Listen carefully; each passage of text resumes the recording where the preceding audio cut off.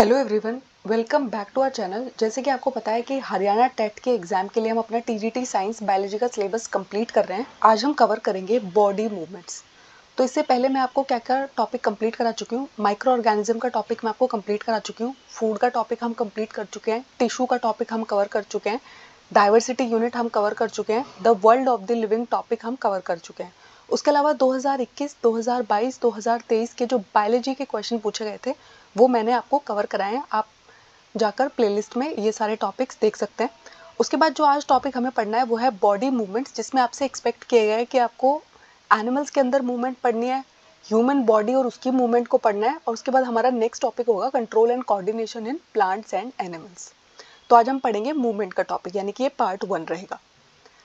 तो आपको पता है आपकी जो बॉडी है, आप अपनी बॉडी को है ना बेंड कर सकते हो, रोटेट कर सकते हो, ठीक है। लेकिन आपकी बॉडी के अंदर आपको बहुत सारे जॉइंट्स देखने को मिलते हैं। अगर आप अपनी बाजू को देखते हो, एल्बो को देखते हो, कोहनी को देखते हो, शोल्डर को देखते हो, नेक को देखते हो, तो यहाँ पर है ना आपको बहुत सारे जॉइंट्स दिखते हैं जिनकी वजह से आप अपनी बॉडी को घुमा सकते हो, मोड़ सकते हो। लेकिन जब भी कभी आप अपने नोज को, फिंगर को प्रेस करते हो, ठीक है, दबाते हो, जोर से दबाते हो, तो आपको क्या दिखाई फील होता है? हार्डनेस फील होती है थोड़ी। ऐसा लगता है कि कोई चीज़ है जो बहुत ही हार्ड है। तो वो हार्ड स्ट्रक्चर क्या है? बोन्स है। अब जो हमारी हड्डियां होती है वो तो मुड़ नहीं सकती है, और हमारी पूरी की पूरी जो बॉडी है वो किससे बनी हुई है? हड्डियों से मिलके बनी हुई है। लेकिन हमारी बॉडी के अंदर बहुत सारे जॉइंट्स हमारे पास है जो किस में मदद करते हैं? हमारी बेंडिंग में मदद करते हैं, झुकने में मदद करते हैं, मूव करने में मदद करते हैं, रोटेट करने में मदद करते हैं। ये सारी की सारी मूवमेंट्स हम किसकी वजह से कर पाते हैं? क्योंकि हमारी बॉडी के अंदर बहुत सारे जॉइंट्स आपको देखने को मिलेंगे। अब हमारी बॉडी के अंदर बहुत सारे डिफरेंट डिफरेंट टाइप के जॉइंट्स हैं। तो हमें कौन कौन से जॉइंट्स पढ़ने हैं? बॉल एंड सॉकेट जॉइंट्स पढ़ने हैं, पाइवटल जॉइंट्स पढ़ने हैं, हिंज जॉइंट्स पढ़ने हैं, और फिक्स जॉइंट्स पढ़ने हैं। एक एक करके अब हम इन सारे जॉइंट्स को देखेंगे। तो सबसे पहले आता है हमारा बॉल एंड सॉकेट जॉइंट्स। तो यहाँ पर क्या होता है? अगर कभी भी आप अपने शोल्डर को देखोगे, अपने हिप को देखोगे, तो यहाँ पर आपको किस टाइप का जॉइंट दिखाई देता है? बॉल एंड सॉकेट जॉइंट दिखाई देता है। क्या होता है? एक हॉलो कैविटी आपको नजर आ रही है, और इस राउंडेड एंड वाली जो कैविटी है, होलो स्पेस जो है, इसी के अंदर आपकी दूसरी जो बोन है, आपके जो पैर की बोन है, वो इस कैविटी में फिट हो जाती है, ठीक है। इसकी वजह से क्या होता है? आप है ना सारे के सारे डायरेक्शन में मूव कर सकते हो। देखो, आप अपने शोल्डर को आगे पीछे ऊपर नीचे सब कुछ कर सकते हो। अपने हिप जॉइंट्स पे भी आप ऐसा कर सकते हो। तो ये किस टाइप का जॉइंट है? बॉल एंड सॉकेट जॉइंट है। तो आपसे क्वेश्चन कैसे पूछा जाएगा? एग्जाम में क्वेश्चन ऐसे पूछा जाता है कि आपसे ऐसे बोला जाएगा कि शोल्डर एंड हिप जॉइंट जो है वो किस टाइप के जॉइंट का एग्जाम्पल है? बॉल एंड सॉकेट जॉइंट का एग्जाम्पल है, पाइवटल का एग्जाम्पल है, हिंज जॉइंट का एग्जाम्पल है, या फिर फिक्स जॉइंट का एग्जाम्पल है। तो आपको मालूम होना चाहिए कि किस टाइप के जॉइंट का एग्जाम्पल है, बॉल एंड सॉकेट जॉइंट का एग्जाम्पल है। उसके बाद आता है हमारा पाइवटल जॉइंट।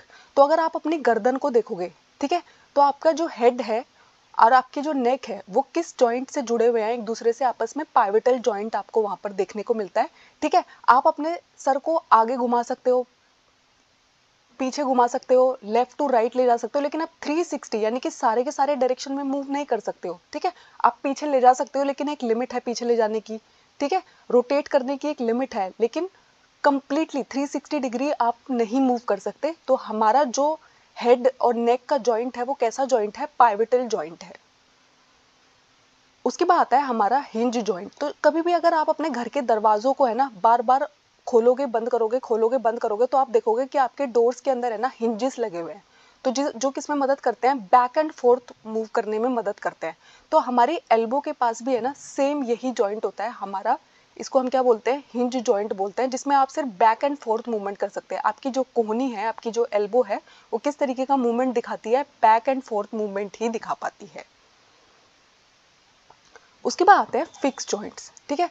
तो आपका जो अपर जॉ है और उसका बाकी के सर के साथ जो जॉइंट है वो किस टाइप का जॉइंट है? फिक्स जॉइंट है। यहाँ पर क्या है? बोन्स बिल्कुल भी मूव नहीं कर सकती। तो जहाँ पर बोन्स बिल्कुल मूव नहीं कर सकती है, ऐसे जॉइंट को हम क्या बुलाते हैं? फिक्स जॉइंट बुलाते हैं, यानी कि ये चीज़ एकदम फिक्स हो गई। उसके बाद कुछ एक्स्ट्रा पॉइंट आपको जो याद रखना है, तो आपको पता है हमारा जो पूरा का पूरा ह्यूमन स्केलेटन है वो किससे बना होता है? हड्डियों से बना होता है। जब आप पैदा होते हैं आपके अंदर ज़्यादा हड्डियां मौजूद रहती है, 305 हड्डियां रहती हैं, ठीक है। धीरे धीरे जब आपकी एज बढ़ती जाती है तो आपकी 305 हड्डियां कम होकर कितनी हो जाती है? 206 हड्डियां हो जाती हैं जब आप बड़े होते हैं। अब आपको लगेगा कि हड्डियां बढ़नी चाहिए थी, उल्टा कम हो गई है। तो जब आप छोटे होते हैं ना, तो बहुत सारी छोटी छोटी बोन्स होती है जो बाद में फ्यूज होके एक बड़ी बोन के अंदर कन्वर्ट हो जाती है। इसलिए हमारी हड्डियां बर्थ के टाइम पे 305 होती है और बाद में अडल्ट के अंदर कितनी हड्डियां होती है, 206 हड्डियां होती है। ये बात आपको मालूम होनी चाहिए कि बर्थ के टाइम कितनी होती है और अडल्ट के अंदर कितनी हड्डियां मौजूद होती है। उसके बाद हमारी बॉडी है, अगर उसके अंदर है ना बोन्स प्रेजेंट ना हो तो आपकी बॉडी भी किस तरीके से दिखाई देगी, अमीबा की तरह दिखाई देगी, शेपलेस दिखाई देगी। तो हमारी बॉडी को शेप देने का काम, एक फ्रेमवर्क देने का काम कौन करती है, हड्डियां करती है। और ये जो पूरा का पूरा ढांचा होता है, इसको हम क्या बुलाते हैं, स्केलेटन बुलाते हैं। अगर आप अपने हाथ को कभी देखोगे तो उसके अंदर ना डिफरेंट डिफरेंट टाइप्स की और शेप्स की बोन्स आपको नजर आती है। तो बहुत छोटी छोटी जो बोन्स होती है जो आपको यहाँ पर दिखाई दे रही है, इनको हम क्या बुलाते हैं, कार्पल्स बुलाते हैं। हमारे हाथ के अंदर है ना कार्पल्स प्रेजेंट होती है, मेटा कार्पल्स प्रेजेंट होती है। बहुत सारी टाइप की डिफरेंट टाइप्स की बोन से हमारा हैंड मिलकर बना होता है।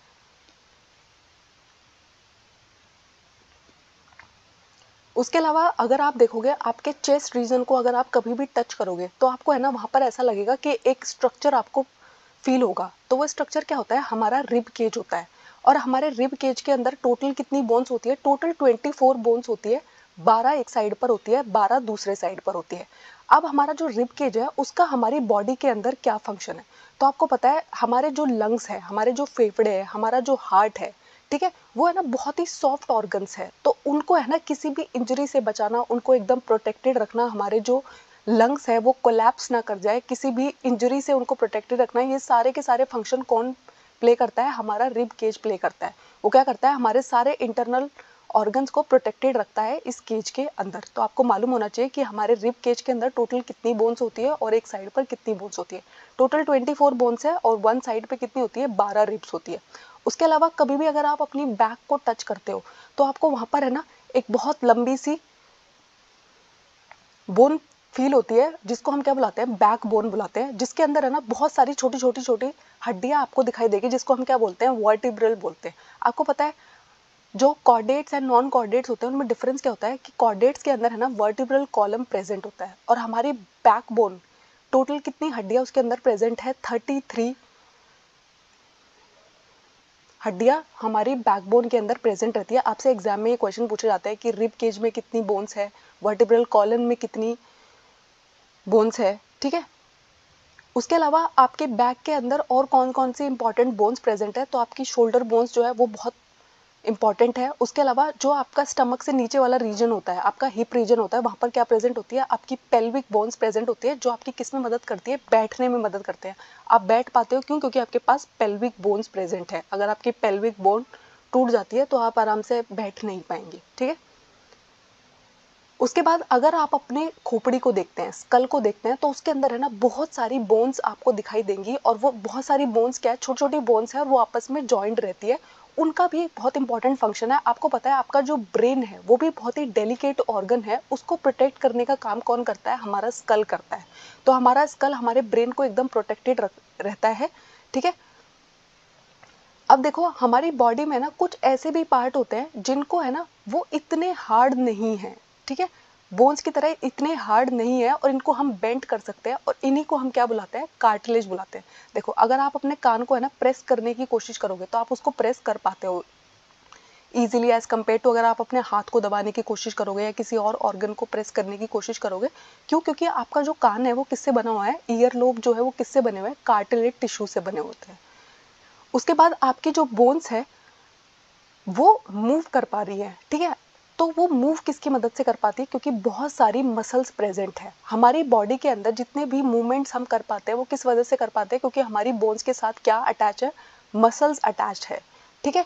और जो हमारी मसल है वो क्या करती है, कॉन्ट्रैक्ट करती है, और जब वो कॉन्ट्रैक्ट करती है तो हमारी मसल जो है वो छोटी हो जाती है, स्टिफ हो जाती है और थिकर हो जाती है, और बोन्स को पुल करने में हमारी मदद करती है। तो आपको मालूम होनी चाहिए कि आपकी बॉडी के अंदर जो भी मूवमेंट्स आपको देखने को मिलता है वो किसकी मदद से होता है, बोन और मसल आपस में जब एक कोऑर्डिनेटेड मैनर में वर्क करते हैं तो क्या होता है, आपकी बोन जो है वो मूव कर पाती है किसकी मदद से, मसल्स की मूव से, और आपकी मसल कॉन्ट्रैक्शन दिखाती है।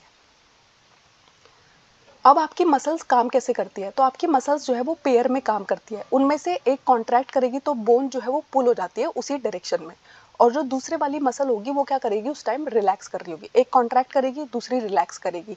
अगर आपको अपनी बोन को अपोजिट डायरेक्शन में मूव कराना है तो हमारी जो रिलैक्स मसल है वो क्या करेगी, कॉन्ट्रैक्ट करेगी, और जो हमारी कॉन्ट्रैक्टेड मसल थी वो वापस अपनी ओरिजिनल पोजीशन पे आ जाएगी और पहले वाली जो मसल थी वो रिलैक्स करेगी। ठीक है, मसल जो है वो सिर्फ पुल कर सकती है, पुश नहीं कर सकती है। इसलिए दोनों, अगर हमें किसी भी हड्डी को मूव कराना है तो हमारी दो मसल को एक साथ काम करना पड़ता है। एक कॉन्ट्रैक्ट करती है, दूसरी रिलैक्स करती है। अगर दूसरे वाली कॉन्ट्रैक्ट कर रही है तो पहले वाली रिलैक्स करने लग जाती है। इस तरीके से हमारी मसल्स जो है वो काम करती है। और आपको पता है हमारी मसल्स के अंदर है ना कॉन्ट्रैक्टाइल प्रोटीन प्रेजेंट होते हैं जो उनकी इस कॉन्ट्रैक्शन में मदद कर रहे होते हैं।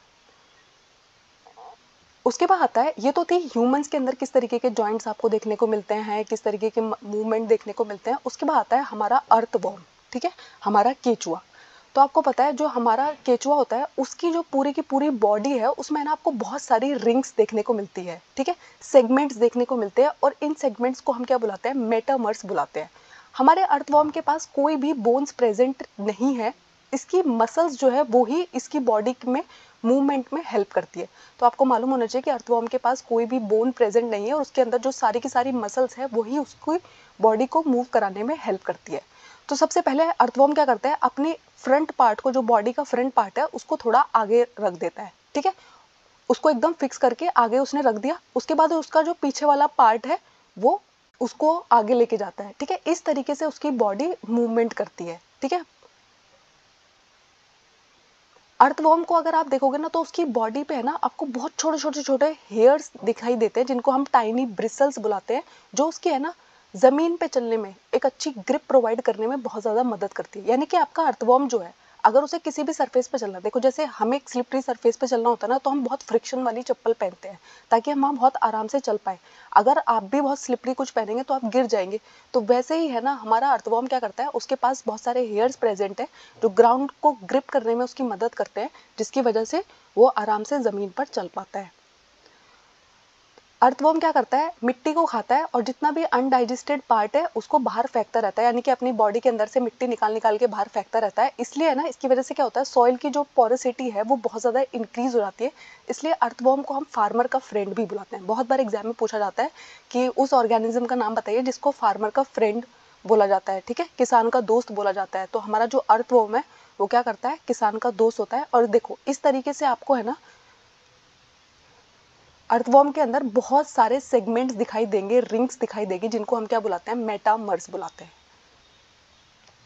उसके बाद आता है स्नेल। तो हमारा स्नेल है ना कुछ इस तरीके का दिखता है, ठीक है, एक राउंडेड सा मोटा सा बड़ा सा स्ट्रक्चर इसकी बॉडी के ऊपर रखा होता है जिसको हम क्या बुलाते हैं, शेल बुलाते हैं, ठीक है। और इस शेल को है ना इसे अपनी बॉडी के साथ साथ खींचना होता है, जहां जहां ये मूव करेगा ये भी इसके साथ साथ मूव करता है, ठीक है। अब इसका जो ये थिक स्ट्रक्चर है वो किससे बना होता है, फुट है इसके अंदर प्रेजेंट और स्ट्रॉन्ग मसल से मिलके हमारा स्नेल बना होता है। उसके बाद आते हैं हमारे कॉकरोचेस। तो हमारे कॉकरोचेस जो है वो चल भी सकते हैं, किसी जगह पे चढ़ भी सकते हैं और उसके अलावा हवा में उड़ भी सकते हैं। उनके पास 3 जॉइंटेड पेयर्स होते हैं। इसलिए हमारा जो कॉकरोच है वो किस फाइलम से बिलोंग करता है, ऑर्थ्रोपोडा से बिलोंग करता है, जिसका मतलब होता है ऑर्थ्रोपोडा वर्ड का मीनिंग ही क्या होता है, जॉइंटेड लेग्स, ठीक है। ये जो लेग्स है ये इसके चलने में मदद करती है।